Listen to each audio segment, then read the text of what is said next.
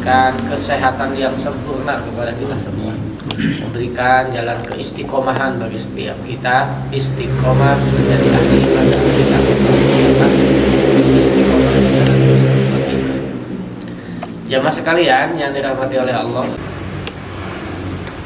3 ya, baru 3. 3. Saya ulang supaya koneksitasnya nyambung. Yang pertama kemarin apa? Taat dan patuh kepada Allah dan Rasulnya. Dasarnya yang kedua adalah ittiba dan mencintai Rasulullah sallallahu alaihi wasallam.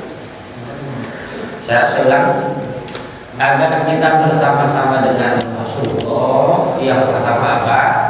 Taat dan patuh kepada Allah dan Rasulnya. Dasarnya salah satunya Quran surah An-Nisa ayat 69. Wa may yuti'illah wa rasulah fa ulaika ma'al ladzina an'ama 'alaihim minan nabiyyina wasiddiqina wasyuhada'i wassolihin. Kesananya ulaika asuna ulaika rafiqo. Ya. Jadi orang-orang yang taat kepada Allah dan Rasulnya, mereka akan bersama-sama dengan orang-orang yang diberi nikmat tanpa batas. An'am itu artinya jamak dari nikmatun, an'am itu nikmat yang banyak. Maka nanti ada surat namanya Al-An'am. Itu artinya kita terjemahkannya binatang. Artinya nikmat yang sangat banyak yang Allah ciptakan dari hewan yang bisa digerik. Kalau babi, burung, malah itu mah ujian saja. Yang nikmat lebih banyak. Makanya dengan Al-An'am. Ya. Siapa mereka itu? Mereka pertama adalah para nabi yang bersama Rasulullah wasiddiqin, orang-orang yang kita akan bersama dengan para nabi itu. Pertama wasiddiqin, orang-orang yang membela kebenaran, menjaga kebenaran, menegakkan kebenaran, komunikasikan kebenaran, mendakwahkan kebenaran, berkorban untuk kebenaran. Itu sini. Wasyuhada, orang-orang yang mati syahid. Bahkan nanti orang-orang yang mati syahid itu disebut di Quran surah Al-Baqarah 154, kemudian di Quran surah Ali Imran 169, 170, bahwa mereka jangan dianggap mati meskipun memang tidak ada di dunia. Mereka adalah hidup dan Allah memberikan rezeki yang luas kepada mereka. Begitu di Al-Baqarah 154, kemudian Ali Imran 169 dan 170. Kita lihat teks ayatnya ya. Antara Al-Baqarah 154 bagi orang-orang yang mati syahid.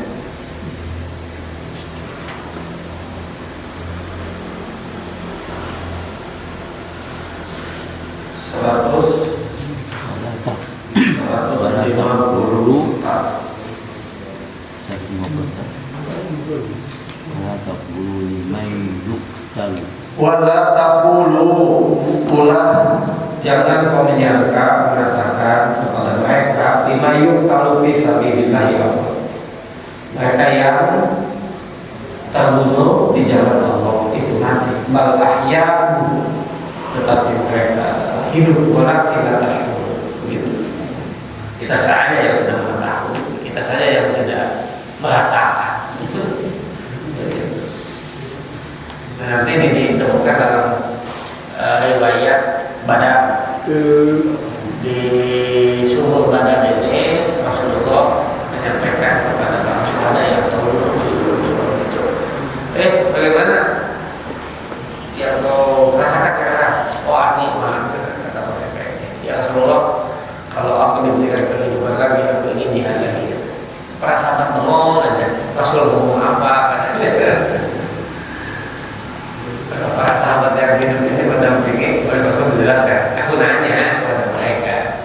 yang ada yang ada di kuburan ini ya sudah ada di sumur ya semacam lubang buaya seperti itu. Kemudian Rasul bertanya, gimana rasanya sekarang? Mereka menjawab, kalau tahu kayak begini, aku ingin jihad lagi. Dan bisa aja di alam ternyata, di alam banyak itu. Itu namanya mukasafah yang kemarin lagi temukan petunjuknya di surah Qaf ayat 19 sampai ayat 22. Itu namanya mukasafah, dibukakan hijab. Di Ali Imran 169 dan 170 dengan makna yang sama. Ya.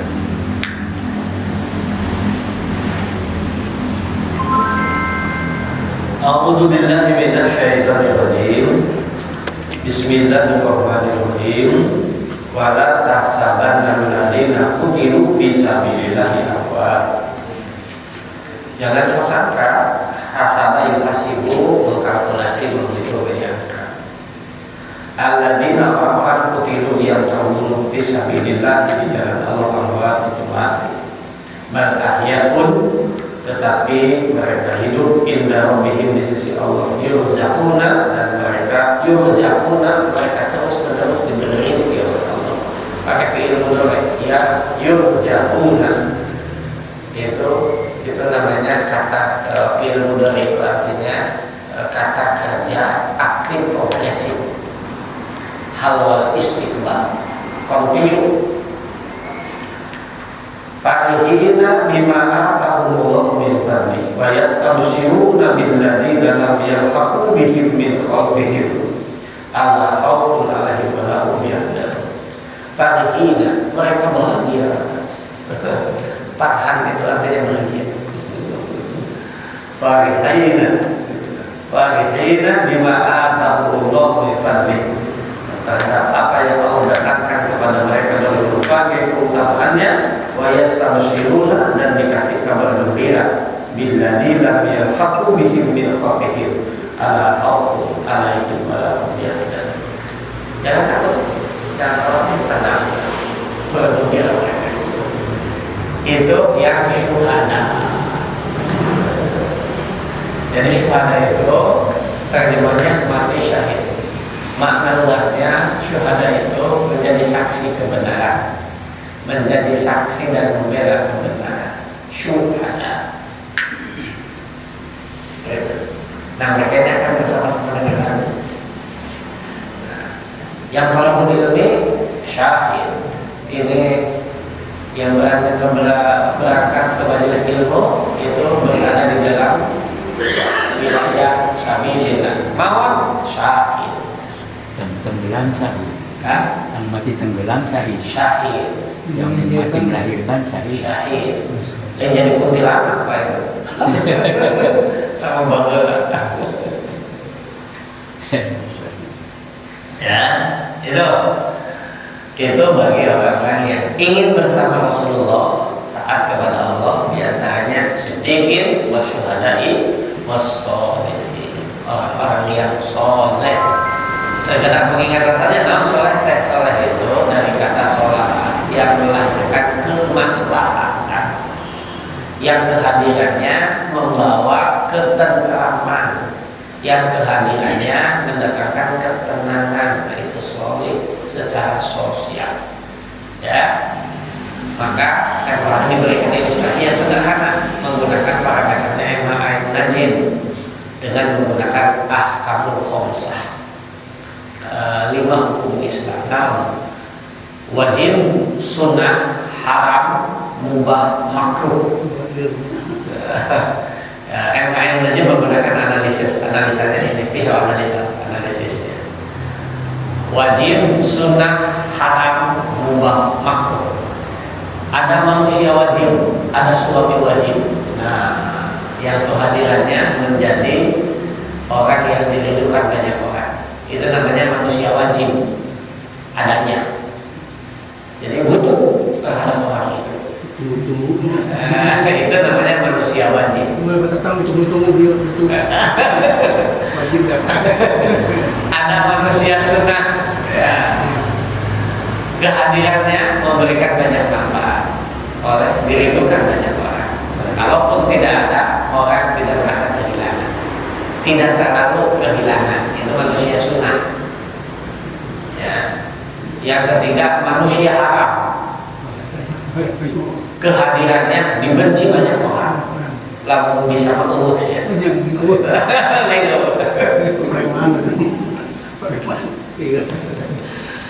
Manusia mubah ayah juga pengaruh.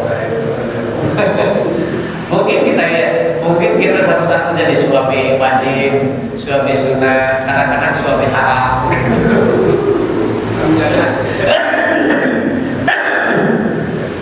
Ya, kalau Mas Tawan merasakan ini ada masyarakat yang wajib sebagai ketua RT misalnya, ya wajibnya kudu ayah manusia sunnah, ada manusia haram. Kalau bisa mas gerak pindah sih ya, dia.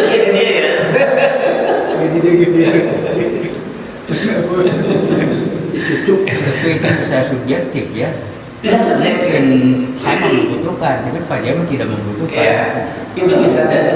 Nah, secara sosial itu bisa dikonversi Pak. Artinya secara sosial ada orang yang dibutuhkan oleh banyak orang. Itu manusia wajib artinya. Ya. Nah, yang subjektivitas itu mungkin kecil saja frekuensinya, prosentasenya kecil. Tapi dari sisi kontak sosial manusia wajib itu luar biasa. Ya. Maka dalam dimensi lebih luas ada pemimpin wajib, ada pemimpin sunnah, ada pemimpin halal, ada pemimpin mubah. Ayo itu pengaruh itu manusia. Itu dalam konteks sosial, itu dalam kesolehan, itu maslahatan dari sisi sosial. Kalau secara personal, secara spiritual personal juga ada juga ciri orang soleh itu. Kemarin sampaikan, pertama orang yang menjaga kesucian dirinya dengan menggunakan surah Bani Israil ayat 1. Subhanalladzi asra bi 'abdihi lailan minal masjidil haram ila masjidil aqsa alladzi barakna hawlahu linuriyahu min ayatina. Ayat. Jadi subhanallah menjaga kesucian dirinya dengan Allah. Yang kedua asra, dinamis, dia tetap bergaul dengan banyak orang.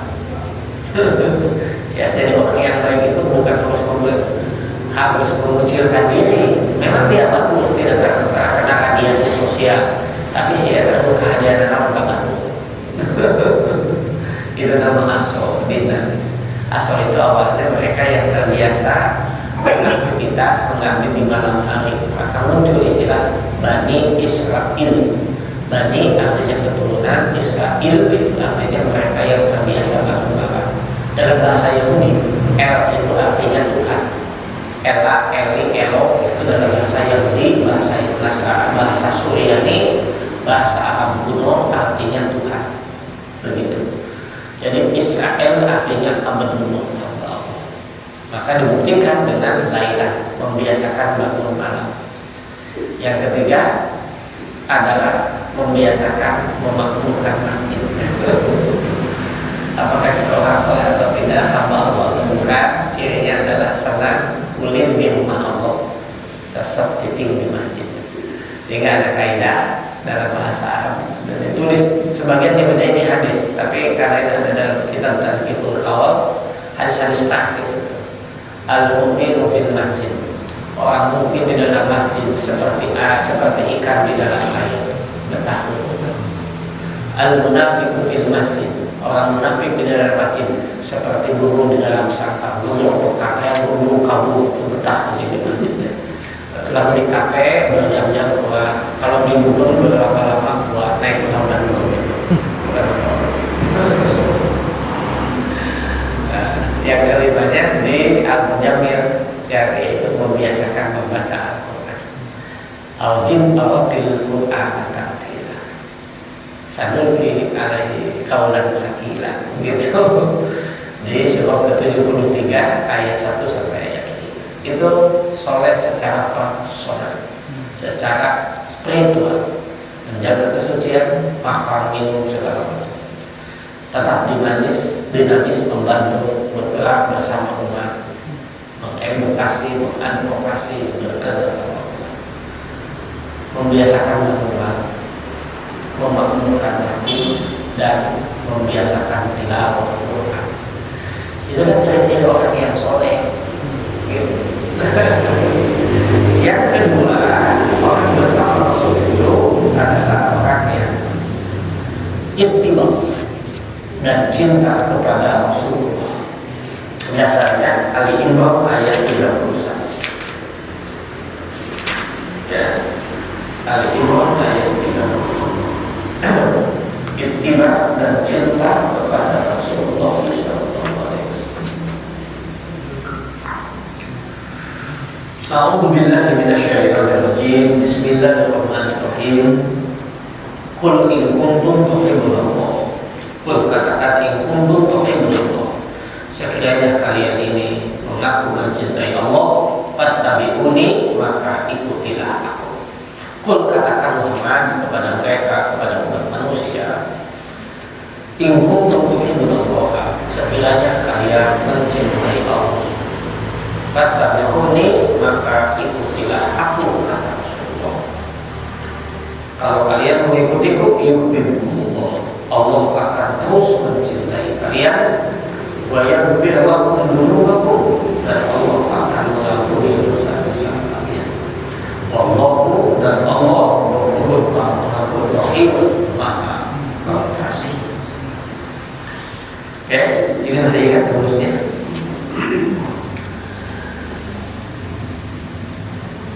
Kalau kita ittiba itu mengikuti Rasul,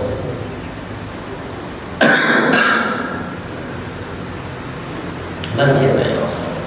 Kalau kita ittiba, maka kita akan dicintai oleh Allah. Pertanyaannya kan kemarin begitu, kalau nggak salah.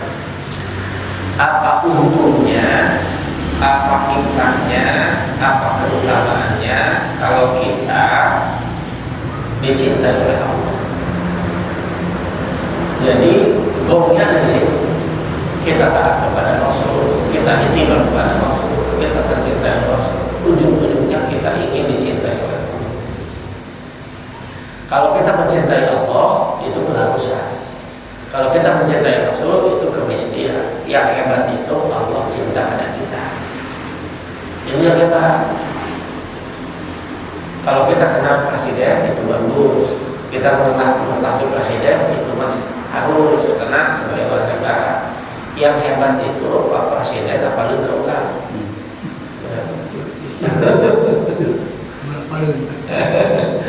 Emoten keulang itu hebat. Ya. Apa untungnya kalau kita dicintai oleh Allah? Masih ingat? Kalau kita dicintai oleh Allah, apa untungnya? Apa hikmahnya? Apa fadilahnya? Satu, Allah akan menjaga hati dan jiwa kita, dan Allah akan menumbuhkan, menguatkan, mengistiqomahkan hati dan jiwa kita di jalan kebenaran. Ya.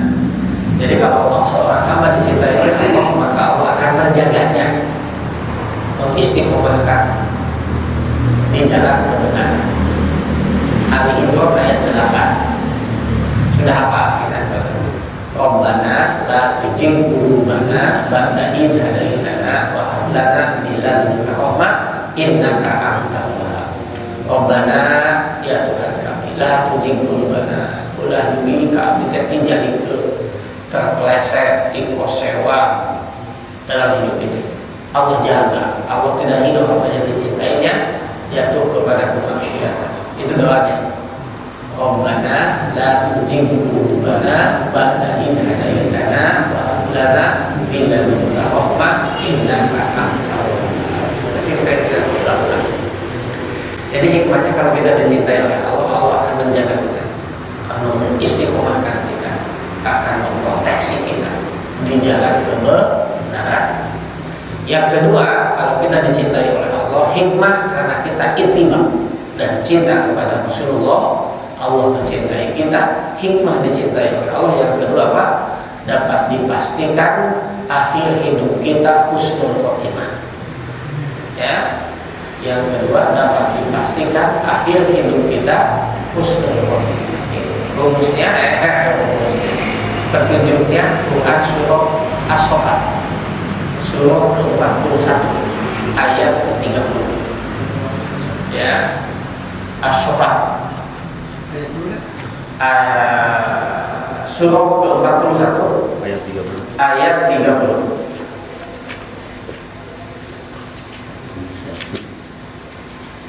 Ya.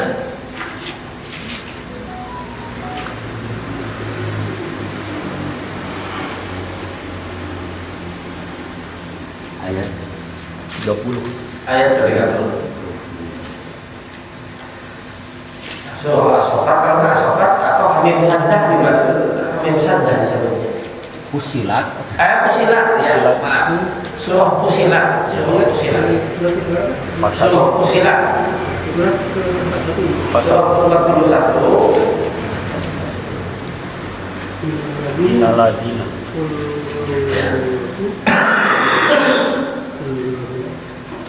Innalladzina, sesungguhnya orang-orang yang qalu, yang berkata, yang berikrar, yang berjanji, Rabbunallahu, Tuhan kami adalah Allah. Sumastaqamu, kemudian dia istiqomah dengan pengakuan itu sampai kapan?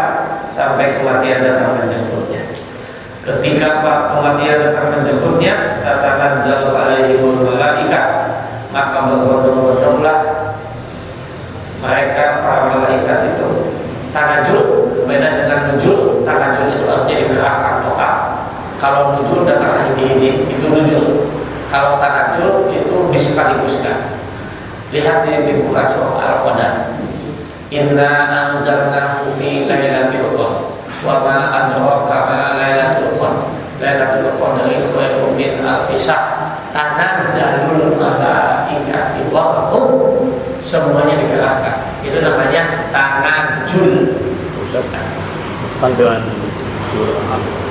surat 41 dengan ayat 30 ini sebenarnya ini berlakunya mungkin dalam situasi sekarang ini berlakunya. Apakah zaman waktu Rasul itu surat ini berlaku? Berlaku. Oh gitu. Sejak zaman Nabi Adam juga sama. Oh, mereka yang taat, yang husnul khotimah. ada juga gitu ya. Bersama. Oh, sama. Sebab malaikat itu nanti bangunan saya. Kan kalau sekarang lebih banyak permasalahannya.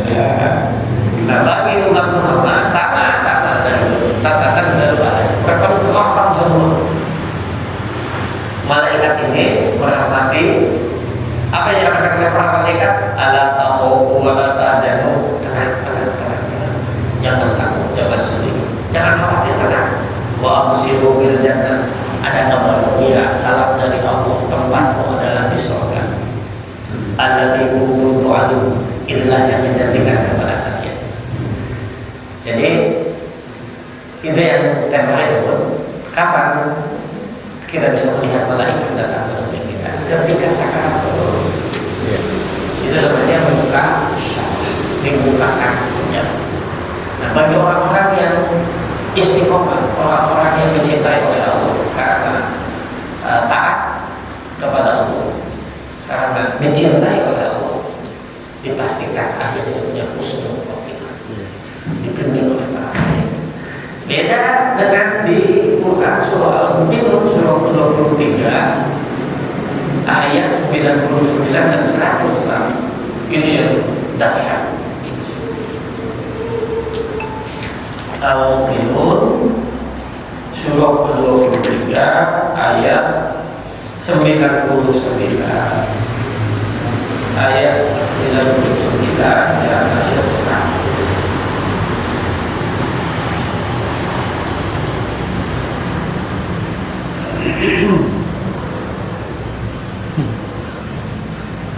Bismillahirrahmanirrahim.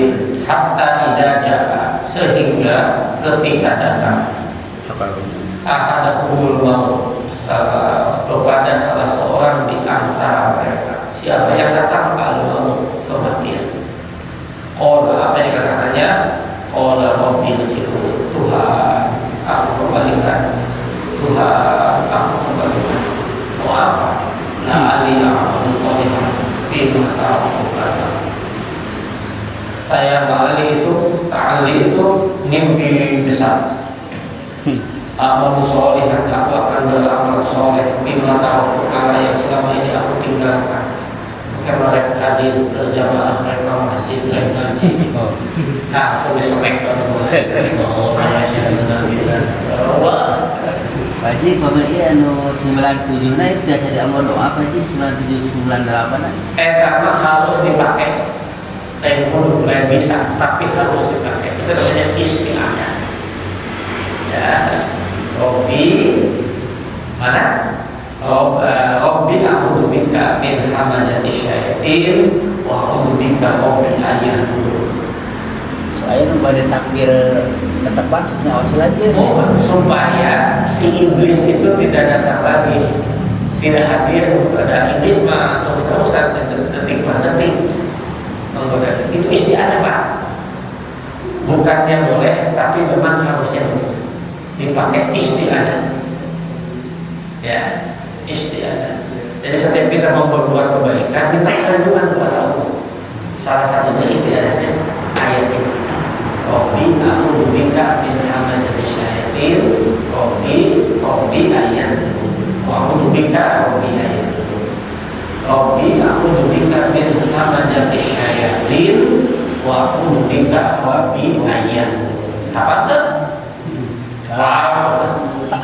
Insyaallah banyak bika Robbi a'udzu bika min hamazati syaitin wa a'udzu bika Robbi ayat. Diulang-ulang saya. Memang harus begitu Pak. Beristi'adah. Bahkan mau tidur pun bacakan ini supaya setan tidak lagi dijasakan berarti ya dia. Dihafalkan. Ya, dihafalkan. Itu yang kedua kalau kita dicintai oleh Allah. Yang ketiga kalau kita dicintai oleh Allah, dosa-dosa kita diampuni oleh Allah seluruhnya. Dapat dipastikan dosa-dosa kita diampuni oleh Allah seluruhnya. Al-Jum'ah ayat 53. Al-Jum'ah itu surah ke-49 kalau tidak salah. 39 ke 49. 39 Al-Jum'ah surah ke-39 ayat 53 kalau tidak salah. Ya. Al-Jum'ah surah ke-39 ayat 53.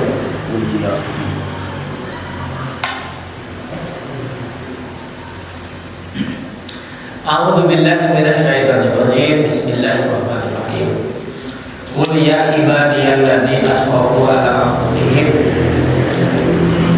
Katakan, ya ibadiyalladzina, wahai hamba-hamba, ya ibadiyah alladzina asrafu, kita ini seringkali melampaui batas. Melampaui batas memang kita ini makan, minum, overdosis. Pakaian kita banyak, minuman semua bisa dipakai. Semuanya aswab iswab berlebihan. Semuanya akan minta pertanggungjawaban oleh Allah. Berat kata ini. Namun demikian kata Allah, la taqnatu min rahmatillah.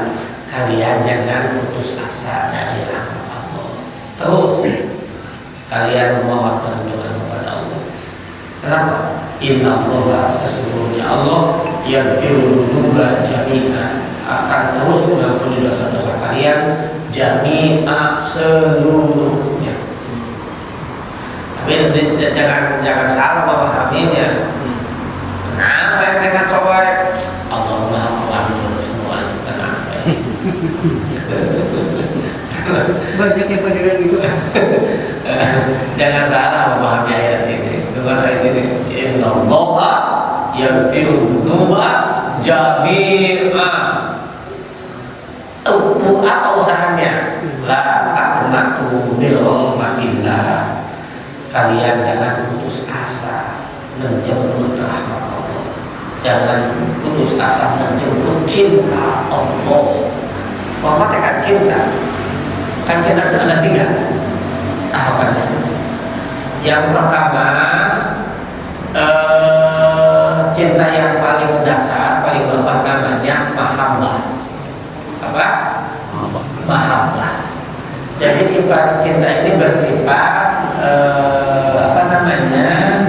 universal. Cinta ini bersifat relatif. Oh, Contoh, ketika keluaran HP yang baru, kita mulai cinta itu yang akan berkurang karena dia sifatnya subjektif, ya terhadap barang itu mah. Nah, yang kedua itu namanya mawaddah. Mawaddah itu sebetulnya wahid itu wahdah. Ada penyatuan jiwa kita dengan benda itu. Kita dengan pasangan kita itu sudah ada penyatuan jiwa. Jadi mawaddah itu cinta yang akan selalu tumbuh terus bertahan karena kita mengetahui kekurangannya. Itu mawaddah, cinta yang akan tumbuh setelah kita mengetahui seperti kita kepada anak kita tahu kekurangannya, harusnya itu menemukan mawaddah kepada istri kita. Itu yang tinggal adalah mawaddah karena kita mengenal perjuangannya, kita mengenal pengorbanannya. Itu namanya cinta karena mawaddah, ya, tanpa batas. Yang ketiga berpaling tinggi namanya rahmah. Nah itu cinta Allah kepada makhluknya, cinta tanpa batas. Makanya kita menyebut ayat ini la taqnatu min rahmatillah, kalian jangan putus asa menjemput cinta Allah yang tanpa batas itu. Dengan cara apa supaya Allah cinta kepada kita? Ya taat. Kalau kita sudah berusaha taat kepada Allah dengan segala keterbatasan, Allah kasih tahu innallaha yaghfiru dzunuba jami'an, dosa-dosa kalian diampuni semuanya oleh Allah. Karena kita letaknya tuh tidak putus asa menjemput cinta Allah. Ibu usaha itu pada rilu ya. Kami dikaitkan karena salah satu ayat Fadul Adubun. Apa bedanya keuntungannya dicintai Allah dan diingat Allah? Itu ikhtiarnya itu. Hah? Itu ikhtiarnya harus itu. Jadi Fadul di Adubun. Jadi untuk menjemput cinta Allah kita harus banyak berpikir. Itu sarana menjemput cinta Allah. Itu untuk menjemput cinta Allah Cinta. kita harus ingat pada Allah. Allah yang benar. Iya. Gitu. Sholat itu diciptakan, didesain oleh Allah supaya kita dikir, supaya kita ingat kepada Allah. Makanya sangat luar biasa. Ke sholat pokok harus ya Allah. Pokok itu sholat. Itu sholat ya. Pengkondisian di mana seluruh hati, pikiran, jiwa kita ini harus terfokus sedang berdialog dengan Allah. Tapi kan pokok. Makanya meskipun dalam teori fikih kan begini, fikih itu yang paling mendasar. Di atas fikih ada akhlak. Dina fikih mah kalau keluar pokok sholat, kok jumlah rakaatnya pakai sujud sahwi. Kan begitu? Ya. Sah.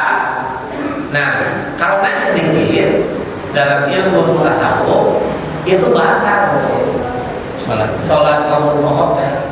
Kenapa? Ngahina sih harus di Allah. Kalau sholat mana pokok. Tapi upami dia Pak Haji nangis, Pak Haji nuju sholat dan nangis sedih, segeruk gitu kan gitu. Tapi nangis itu sedih nate karena yang mendolimi gitu. Jadi kan kadang-kadang yang kalau musuh nangis teh. Ayah karena sedih ayah mendolimi, jadi nuju sholatnya nangis gitu. Kumat itu beneran nawan. Nangisnya bagus. Ya. Kalau lagi sholat menangis itu bagus. Itu artinya sholat tingkat tinggi. Rasul pun seperti itu. Ya. Hanya banyak yang mungkin yang membedakan motivasinya. iya, membuat dosa biasanya. Itu jauh, tetap itu lebih baik ketimbang menangis di luar sholat. Diputus itu kamu sendiri. Ini terjemahan dan sakit Haji. Misalnya diterjemahkan lebih luas gitu. Setan yang mana yang suka ngedekati itu kan terang setan terang diri manusia atau Boleh. Ya. Mudah-mudahan saya masih ingat. Entah apa benar. Kamu miluna saat 98 itu sekali mati lagi mana gitu. Tentang anak-anak iblis ya, dengan tugas-tugas khusus. Sebentar. Ya. Ya, tadi kan ditanyakan iblis itu punya anak 9. Ayah nama menghadap tunggu seorang ayah itu cicit nama. Baik-baik.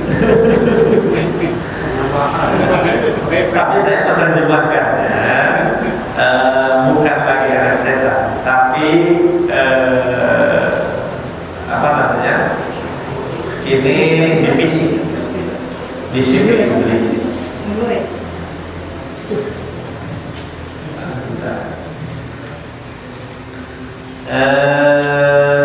Saat masuk kagoda di masalah katanya, aduh dari halaman sabara hanya tentang anak-anak setan ya.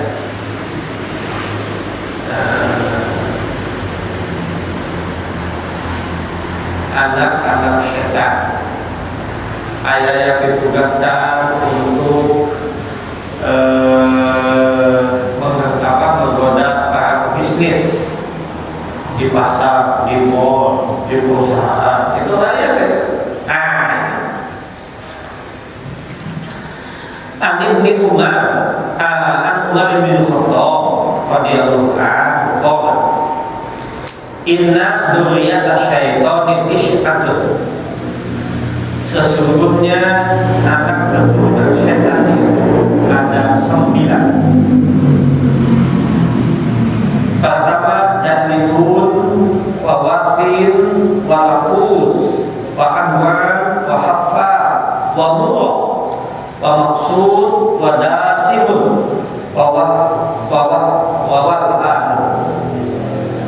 Fa'amal jannitun, adapun setan jannitun ini komisi jannitun. Bahwa sahibul aswaq fayaksibu biha riyatahu. Pertama, yang mendekati para pengusaha, para pebisnis, para ekonom, pelaku pasar, ini digarap oleh setan jannitun. Jadi memainkan harga, memainkan nilai.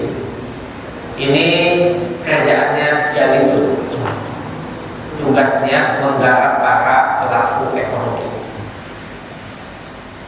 Ya, setan jannitun. Yang dimana markas ke-8. Wa amal akwan, adapun setan akwan, bahwa sahibu sultan, jadi yang menggoda para penguasa, mulai raja, presiden, para menteri, gubernur, bupati, wali kota, para pejabat, itu digarap oleh setan akwan. Setan berbuat kan? Masih KRT ya digoda. Oh, RT dari awal, dari RT sampai presiden digarap oleh setan akwan. Nah, Apa tugas itu?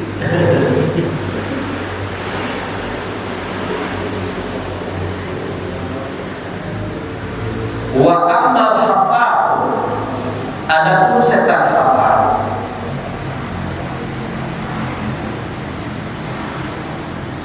bahwa sahibu surbi,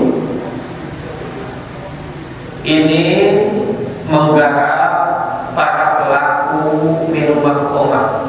Dia daerah operasinya daerah Dugem. Nah, di Dugem itu yang menggarap adalah setan hafal. Ini papa gendut kasih papa. Kemudian Wa amal wasinu, adapun setan wasin, bahwa sohibu sibya. Setan wasin ini menggarap anak-anak. Jadi kalau hari ini ada seorang anak membunuh temannya segala macam, itu kita setan wasin yang menggarap. Ya. Masing-masing. Wa amal murad, adapun setan murad, bahwa sahibul majami', ini menggarap para musisi.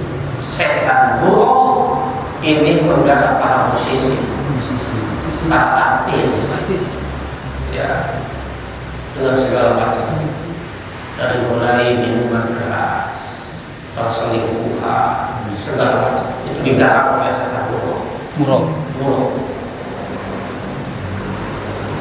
Wa amal lakus, adapun setan lakus, bahwa sahibul majusi, ini menggarap agar orang menyembah selain Tuhan.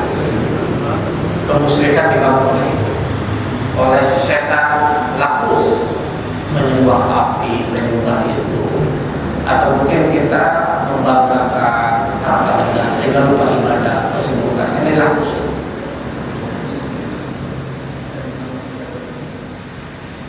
Kemudian wa amal lasun, adapun setan masuk, bahwa sahibul ahbab, itu yang menggarap para najam, menyebar berita hoax. Itu ada tugasnya, namanya setan maksud. Itu digarap. Ya. Ini digarap oleh setan apa? Setan masuk. Wa amad dasin,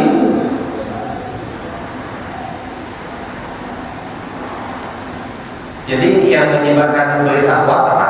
Setan masuk. Bahwa sahibul ahbab yulqiha fi ahwaqin nas, mereka mempengaruhi pembicaraan banyak orang. Wala yajidu laha asla, mereka membuat berita-berita bohong.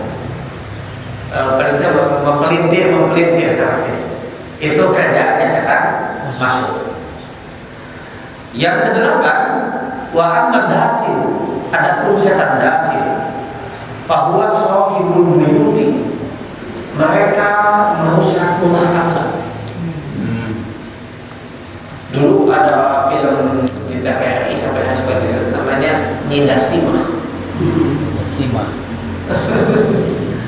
Dasin itu yang menghancurkan rumah tangga, memporak-porandakan rumah tangga, itu digarap oleh setan dasin. Ya. Jadi idza dakhala rajulul manzila wa lam yusallim. Yang kedua, mereka mempengaruhi setiap orang untuk tidak mengucapkan salam kalau dia masuk ke rumah. Maka kita dianjurkan masuk ke rumah itu untuk mengucapkan salam, meskipun tidak ada orang lain di dalam. Karena kita yang membuka kunci itu tidak dikira, nggak ada di kunci, kita masuk. Paling ada yang menjawab, balik lompat. Nggak berhubungan yang menjawab. Itu kalau kita tidak mengucapkan salam itu sudah dikuasai oleh dasin. Kenapa? Itu termasuk operasinya di setiap rumah kaum muslim. Sudah sedikit. Ada komunis. Ada. Jadi kalau mengucapkan salam artinya mengitabkan keselamatan, dasin kehilangan perangkapnya. Dia hancur berantakan dasin. Dengan ucapan salam artinya kan kedamaian. Dasin menciptakan supaya tidak damai. rumah tangga itu. Assalamualaikum ke rumah kosong, assalamualaikum gitu. Kalau kita masuk ke dalamnya, Ya. rumah itu rumah kita, Ya. kunci kita kunci, Ya. di dalam tidak ada siapa-siapa. Kita masuk, maka ucapkan assalamualaikum. Kan orang masuk tanpa tahu lagi. Rumah-rumah orang. Rumah. Ayah ahlul bait itu apa sih? Ahlul bait itu pertama maknanya adalah keluarga Rasul. Ahlul bait. Atau ahlul bait itu maknanya kedua pemilik rumah, penghuni rumah. Assalamualaikum ahlul bait. Iya itu ahlul bait. Ahli kubur maka itu artinya penghuni kubur. Kalau ahlul bait maknanya yang utama, ahlul bait itu adalah keluarga Rasulullah. Ya. Yang kedua, makna dalam bahasa Arab, makna umumnya, makna sederhananya ahlul bait itu penghuni rumah, Kalau saya sebut pemilik rumah. oh saya sebut Ustaz, kan kita dengan 5 syarat itu menyintai Rasul dan menteri Allah dan Rasul. Berarti kan kita udah mengurangi cinta terhadap dunia gitu. Tapi bagaimana dengan yang kaum sufi itu Pak, yang itu dari awal juga dia sudah begitu, gimana? Iya, karena kalau kita sudah mencintai Allah, maka Allah akan mencukupi semua yang kita minta. Karena kalau sudah Allah dicintainya dan Allah sudah mencintai hambanya, jangankan diminta, tak diminta pun sudah Allah berikan kepada. Apa buktinya kita pun sudah dicintai oleh Allah, dikasih fasilitas lengkap. Itu bentuk cinta Allah yang seringkali kita kurang syukuri. Ya, saya lanjutkan dulu ini ya. Jadi yang menghancurkan rumah tangga itu garapannya desa setan dasi. Dasi. Itu divisi dasi. Dasi. Simak. Dasi. Nah, yang ditanyakan oleh Pak Haji Jaya tadi, wa amma walhanu, adapun setan walhan, bahwa yuwaswisu fil wudu'i washolati wal ibadah. Setan walhan dan seluruh pasukannya, timnya ini mengacaukan manusia dalam wudu, dalam sholat dan segala ibadah. Itu setan walhan. Namanya setan Ada sholat tabarau. itu digarap. Setan wahan. Walhan. Sepoho eta setan. Awas menurut ulama sampai karena dasi. Eta teh setan dasi itu setan tugasnya nggak bisa rumah tangga. Dasi. Kena Quran. Abang kira tidak Quran, karena teh dasi. Firaun. Kalau mengajak maksiat setan apa? Itu yang maksiat itu yang tugasnya setan hafal. Itu yang bergerak di wilayah-wilayah juga bermaksiatan, perjudian segala macam itu hafal. Apa? Mengajak maksiat.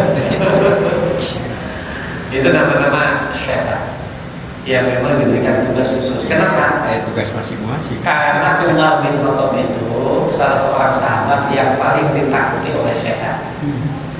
Kalau Umar datang dari pintu sebelah selatan, setan lari ke sebelah pintu sebelah kiri. Takutnya sama Umar. Bisa digoda. Nah, dari Umar lah kita mengetahui keluarga iblis ini. Ya, ada Jalitun, ada Wasim, ada Lapus, ada Aqlan, ada Hafar, ada Murrah, ada Masud, ada Dasim, dan ada Walha.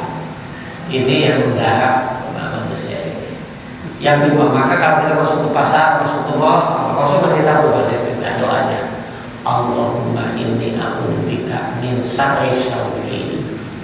Ya Allah, aku berlindung kepada dari kejelekan penghuni pasar, dari kejelekan godaan setan yang di pasar. Itu setiap lokasi Rasul memberikan bimbingan. Nah, jadi agar kita bersama-sama dengan Rasul adalah ittiba dan mencintai Rasul, agar kita dicintai oleh Allah. Kalau kita sudah dicintai dicintai oleh Allah, maka kita akan bersama-sama dengan Rasul di surga. Ini sajalah yang mau ada apa lagi ini 17. Satu lagi nanti tinggal membaca sholawat dan banyak pikir ya. Tadi sudah disebutkan ada ayatnya. Ayatnya tentang tauhidnya banyak berzikir. Karena untuk bersama Rasul maka perbanyaklah ikram kasih. Itu sekali puasa tadi ada sholat, setelah sholat nangis banyak yang sholat dan nangis karena surat At-Tahrim ayat berapa yang ayyuhal tobatan Tuhan dia sering nangis karena Itu umumnya di sholat-sholat sholat-sholat sunnah. Jadi di sholat-sholat wajib perlu jarang nangis. Tapi umumnya itu di sholat-sholat sunnah dan itu bersifat personal. Kalau berjamaah nggak sulit. tapi tidak membatalkan sholat. Tidak. Kalau setelah di sholat bisa nangis, ingat dosa, ingin tobat, itu sholat tingkat tinggi. Jadi payung paginya. Ya, baca kalau itu sholat tingkat tinggi. Kalau sholat, lagi sholat kita sampai menangis, ingat terhadap dosa, siksa neraka dengan segala kelemahan, sampai nangis, wah itu tingkat tinggi. Sholat tingkat tinggi. Rasul yang bisa seperti itu. Kalau kita bisa, udah selevel dengan Rasul. Dan mulai juga tadi Pak Jaya nangis nah. Yang kita karena didolimi. Nangis.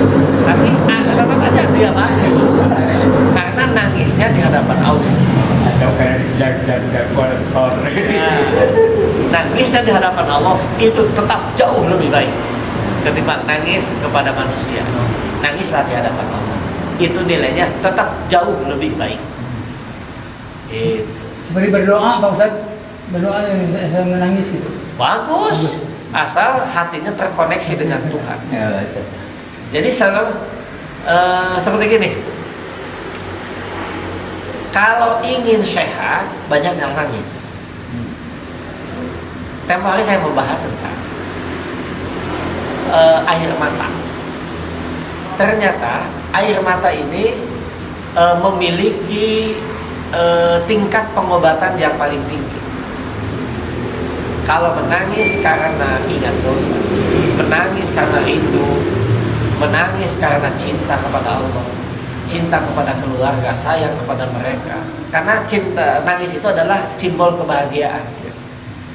Jadi kalau kita lama nggak ketemu dengan keluarga, ketemu menangislah. Dan air mata itu membentuk kristal yang sangat dahsyat. Nabi ngasih tahu itu kepada kita belakangan. Beda air mata yang nangis, misalnya yang dibuat rekayasa, nganggo bawang begitu, itu berbahaya justru. Itu membuat kristal-kristal yang berbahaya terhadap hati dan jiwa kita. Jadi nangis karena rindu, nangis karena gembira, nangis karena ibadah, itu justru yang akan menyehatkan kita. Syukurlah kalau kenapa Rasul memberikan contoh kalau sholat malam bisa nangis, itu akan membuat dirinya semakin sehat. Justru orang yang tidak pernah menangis itu cirinya dia itu beku, hatinya keras, jiwanya kasar, tidak pernah nangis.